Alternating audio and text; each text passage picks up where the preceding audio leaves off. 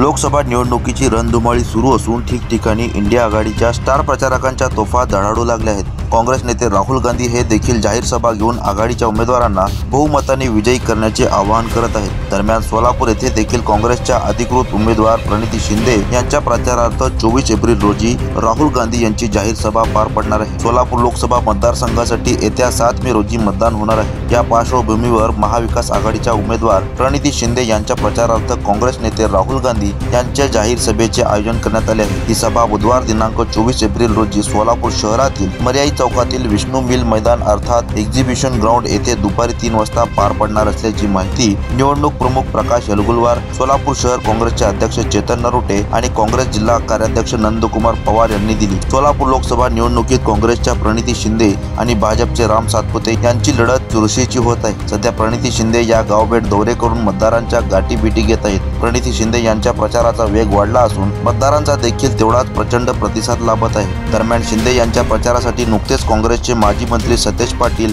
आणि अमित देशमुख यांच्या जाहीर सभा पार पडल्या। त्यानंतर राहुल गांधी देखील आमदार प्रणिती शिंदे यांच्या प्रचारार्थ जाहीर सभा घेणार आहेत। तरी काँग्रेस आणि महाविकास आघाडीच्या सर्व नेते, पदाधिकारी आणि कार्यकर्त्यांनी मोठ्या संख्येने राहुल गांधी यांच्या सभेला उपस्थित राहावे असे आवाहन यावेळी काँग्रेस कमिटीच्या वतीने करण्यात आले।